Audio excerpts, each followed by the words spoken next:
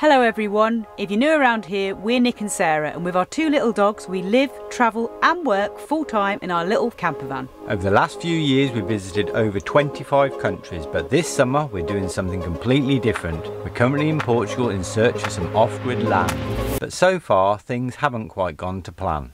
After arriving in the country to a heat wave and struggling with temperatures soaring above 40 degrees, we made a new plan and decided to head for the coast. Over the last few weeks we've travelled north exploring Portugal's beautiful coastline while we wait for the temperatures to improve to continue our search for land.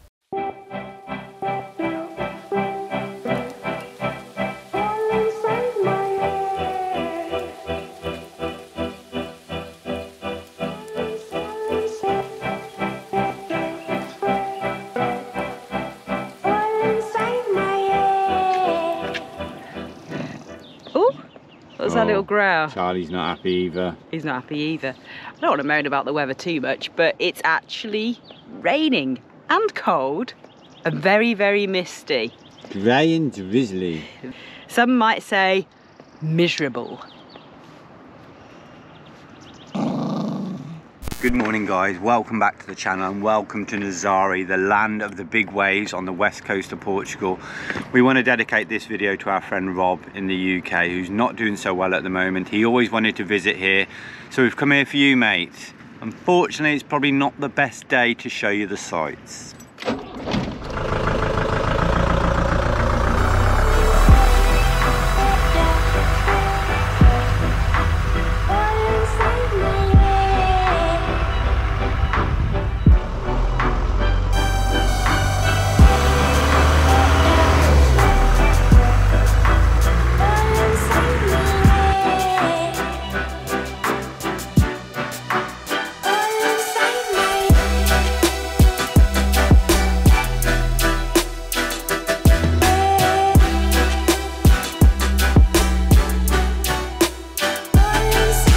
So we've just walked down to a little fortress with a lighthouse on it, which is has got that famous photograph or famous video where it's the biggest wave ever surfed was recorded here. I think it was like 100-foot wave or something. Something crazy. And it's just mad because from the fortress you look down and the ocean is very, very low. Probably about 100 foot down. But if you see the videos, the wave is like, it looks like it's like the same level as the fort. That makes sense, yeah, so it's pretty nuts. And there's signs here saying danger of waves sort of coming over, so it's just mad to think how big these waves get in the winter. Yeah. We were going to go into the fortress, but it's really, really busy, and obviously because of there's no view or anything from the top, I think we'll leave it. And yeah, maybe we'll come back here another day when it's clear.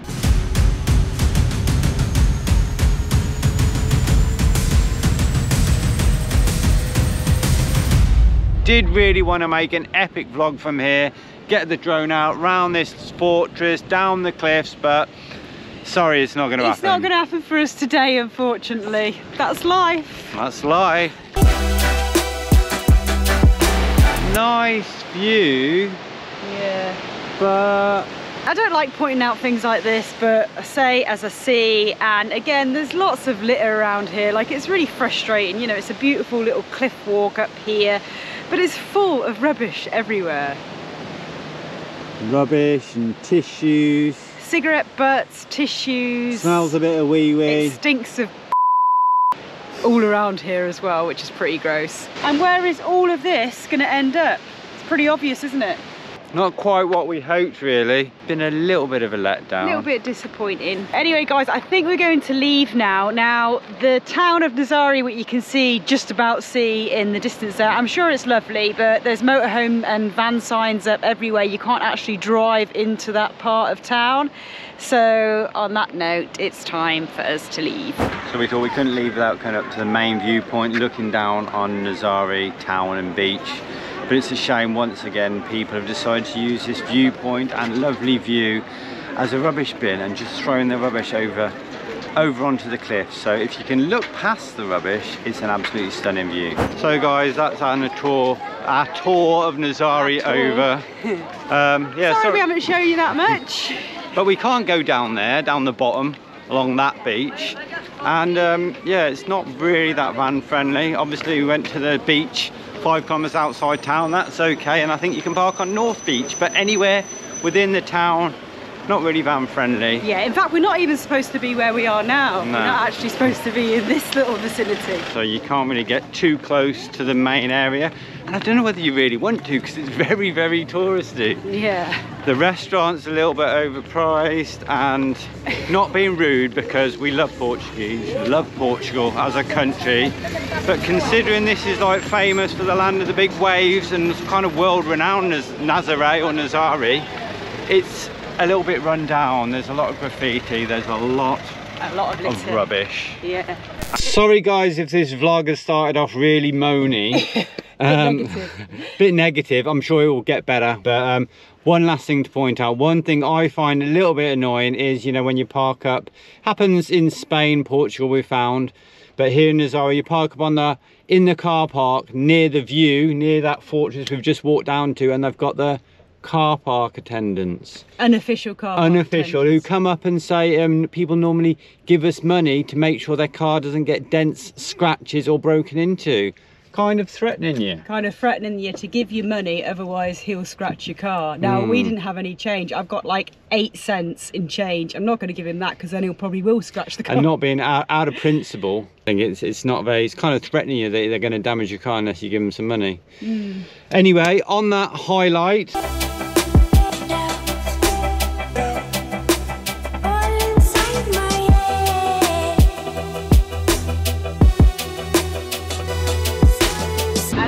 sudden the mist clears, the skies open, and it's blue skies again as we get 30 kilometres or so inland. That smile, that smile. That's lifted too, hasn't it?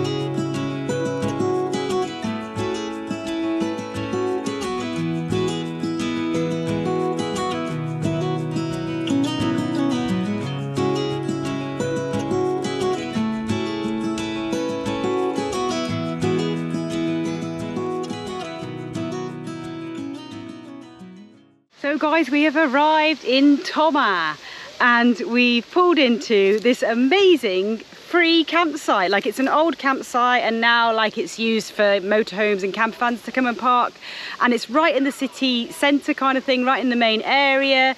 It's beautiful, surrounded by trees, got loads of shade, nice little pitches. Nick is just doing the rounds because there's a little bit of litter in this area and we quite fancied this area to park, so a little 5-minute cleanup. And there's showers here.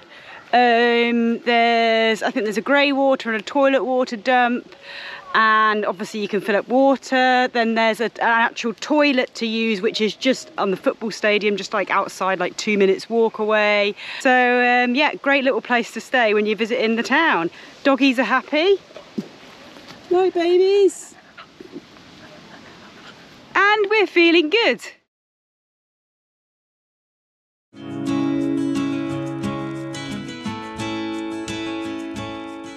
Good afternoon guys, and welcome back to a very relaxed camp. So nice to be inland again in this amazing little spot, have the awning out, have everything outside the van, and just sit here in our swimming shorts and, you know, underwear again because it's warm. But yeah, this place is amazing. I think Sarah said about it yesterday. It's literally in the heart of this beautiful little city of Tomar.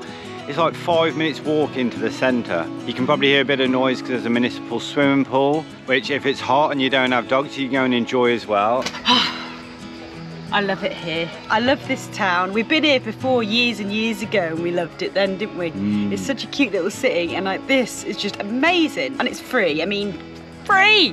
No money whatsoever. And we were just talking that, you know, after like a few weeks on the road, every like 2 weeks, it's nice to kind of reset. When you live in a van this size, it's nice to sort of stop traveling, find somewhere like this, like a paid campsite or a free campsite if you can find one, and just have a day or two to just chill before you get back on the road and travel again. You get everything out, get the awning out, and it's doubled. You got a lounge area, kitchen area, bin area. Yeah, so it's really good. And of course, you know, have proper showers and clean the van and do all that jazz and do your laundry, you know, like every 2 weeks maximum. I really like it, and it's great inland as well. Like I kind of feel like we should have come back inland a little bit sooner because it's not been too hot. Like yesterday was about 30 degrees or less. Today the same. When we came here from the coast, obviously we woke up in Nazari and it was really misty, and on the drive here it was misty and then it just cleared, and we thought maybe because we're coming inland, but this morning we woke up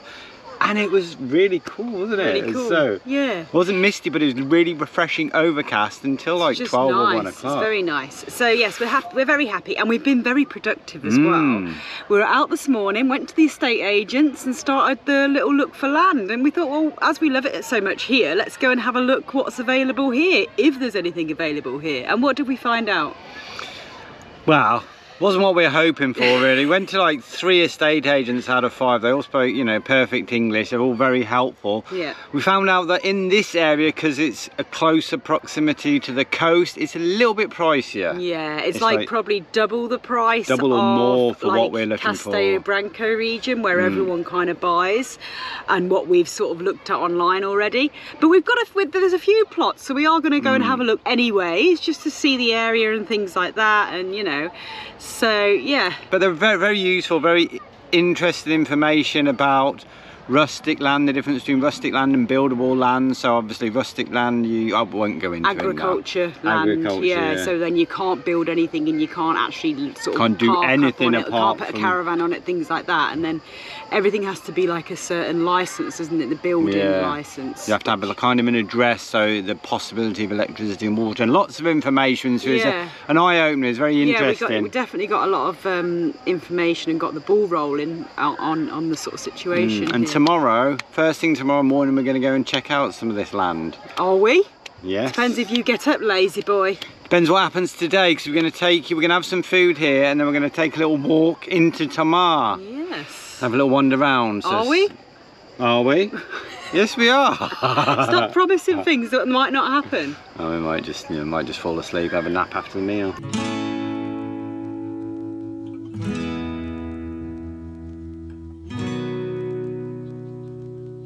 So guys, while Sarah's in the van cooking a lovely, delicious, nutritious meal, I just thought hold on, she's not in the van, is she?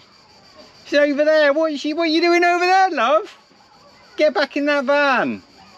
Dinner's coming, dinner's coming. Anyway, yeah, so I just thought I'd take this opportunity, take a moment to thank today's sponsor of the video. Now, please do not skip the next minute of this video. Do not switch off. Do not go and watch someone else, because it's very, very important. We're giving the chance for someone to win an awesome Explorers sticker pack, and all you have to do is add up how many times we say NordVPN in this video. Now, that when I say NordVPN, I mean every time, so that includes when I've just said NordVPN, including that time just then. So add them all up at the end of the video, and then the first person to leave the number in the comments wins a sticker pack. So I bet you can guess who the sponsor of this video is. Yes, it is NordVPN. If you don't know what a VPN is a virtual private network, and essentially what it does is it adds an extra layer of security to your device when you're accessing the internet. We've been using NordVPN for the last couple of years, and it's been brilliant. We've had no issues, and it's so simple to use. NordVPN is literally the best VPN on the market. If you don't believe me, you can ask Margaret. In fact, I'll phone Margaret for you. Everyone knows Margaret, don't they? Margaret? Hello, is that Mick? Who's the best VPN on the market? Well, that would be NordVPN, Mick. Thank you very much, Margaret. Take care. Okay, Mick. Enjoy your cup of tea. If Margaret says they are, then NordVPN are the best VPN on the market. So NordVPN not only adds that extra layer of security by hiding your IP address from hackers and snoopers, it also allows you to access content from anywhere in the world, wherever you are in the world, by allowing you to choose an IP address from anywhere in the world. So guys, if you're interested in signing up for NordVPN, as always, they're offering a fantastic deal on a 2-year plan, plus 1 month for free and a 30-day money-back guarantee. So there's no risk involved. So sign up today, because we have, so's Margaret. Well, I thought it was curry, but it smells a bit tomatoey. Well, it's like a herby beanie soup type thing, really thick soup, and then we've got these little flatbread pancakey things. We literally have got nothing in, have we? And we're a bit lazy to go to the supermarket before making lunch. That's not going to work. I'm going to have to put this camera down. So we finally made it out just before dark. I told you, didn't I, not to promise them anything? Well, Sarah thought she'd let Dizzy have a little game of chase the cats. Chase the pussycats around the campsite. I've just been running around the blinking campsite, people laughing at me, trying to get Dizzy back from chasing a little cat, because there's a few wild cats. He just likes the chase game. Everyone's just like, look at that stupid, crazy woman chasing her little black dog. Anyway, yeah, so I think we might have to leave the tour for tomorrow. Because it's probably going to be dark by the time we get there. Yeah, we can't film in the dark, but we'll see how we go, my darling. But we're on holiday, aren't we, darling? We are on holiday. It does feel like we're on holiday. We need a little holiday, don't we? Yeah. So yeah. It's funny, the coast didn't feel like holiday. We come back inland and it feels like holiday.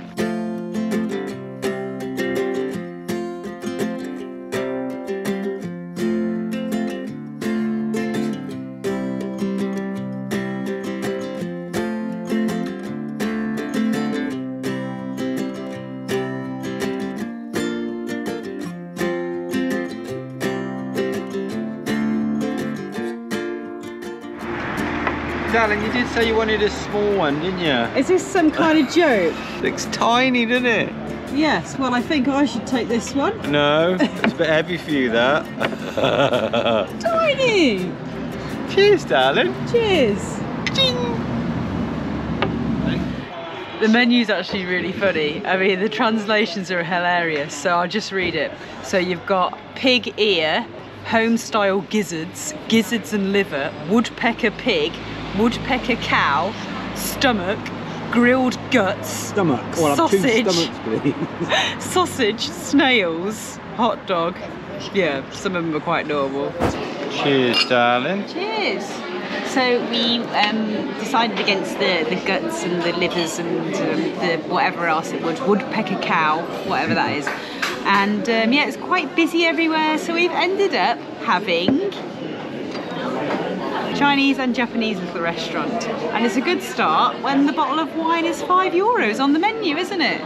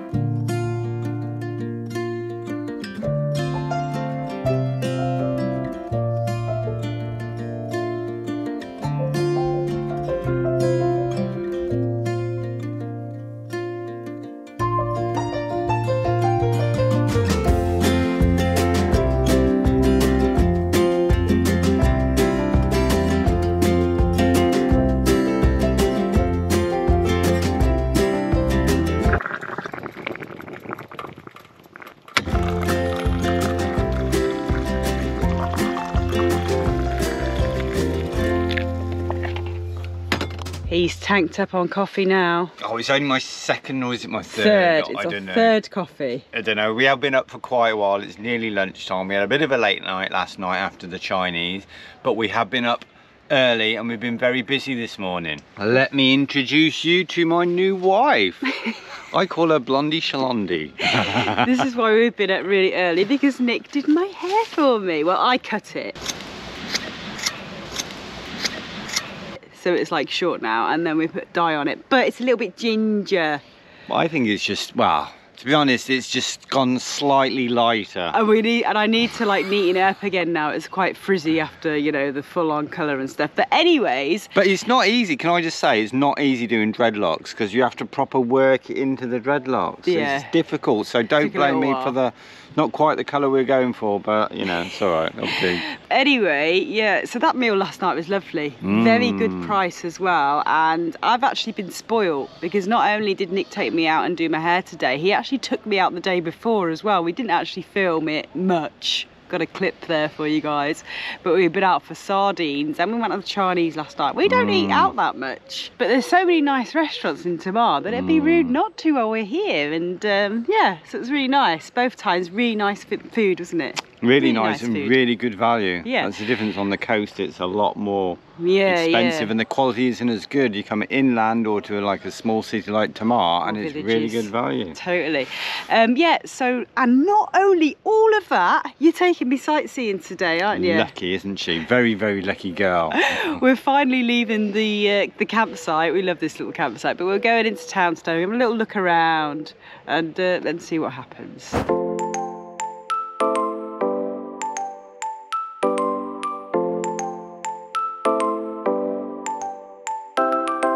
I think Charlie would be quite happy if we just left him here with the duck, one little duck. He loves the ducks. And yeah, guys, so just like 1 minute from the free campsite, 1 minute walk, and you've got this beautiful area. And this is why we love it here so much. It's just incredible, lovely park there, very clean. You've got a number of different bridges and old sort of water wheel and like these canals or rivers, and it's just so picturesque.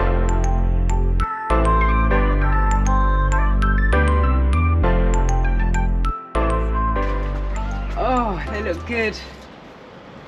I'm tempted to pinch a bunch, but Nick said no, you can't do that. Plus they're not ready. They all need to be black, I suppose.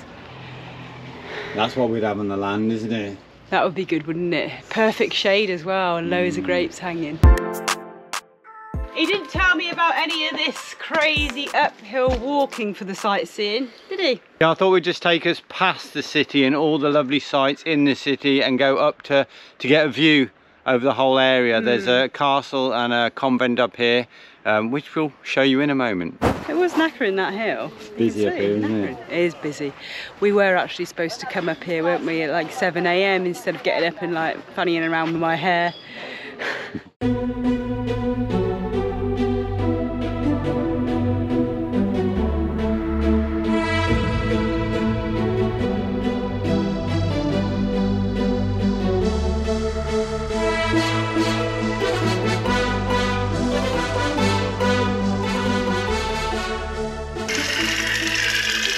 Quick stop off at the bar.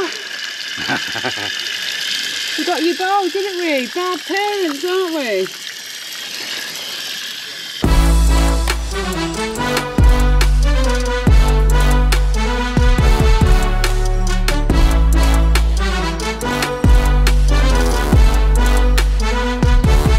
This place is absolutely magnificent, isn't it? It's a shame there's a big load of scaffolding on like the main convent building though, because that's like obviously very, very impressive and they're doing lots of works. But yeah, we actually came here like 5 years ago in the summer again, but it seemed to be a lot quieter then. But this whole place is incredible. Like the castle grounds you can walk around for free, which are quite extensive, like really well reconstructed. You've got like the villa part and like orange groves and everything. You can walk all along the walls, and then you have to pay to go into the convent. But the convent itself, on the outside, the scaffolding kind of ruins it, but from what I remember on the inside, it was just one of the most amazing sights to see in Portugal. Yeah, you need a good few hours as well, because it's big, isn't it? Yeah, it's huge. This is like a whole day thing, you know, walking around the castle and the gardens, and then in there you've got like a big courtyard. Yeah, so much going on in there, and it's a whole day thing, so we're not going to do that. We're not going to do that. And we got the doggies and they won't be allowed in. Dizzy's not really interested in history and all that sort of thing. But if you come to Tamar, you 100% have to come to this place. Like you have to stay on the free campsite, you have to do that, but then you also have to come up here and spend the day up here wandering around the gardens and definitely go into that cathedral. Yeah. It was originally built in the 12th century. It was a former Catholic convent, then it was passed to the Knights Templar, and then when the order disbanded in the 14th century, it passed on to the Knights of Christ. But it is, yeah, it's well worth a visit.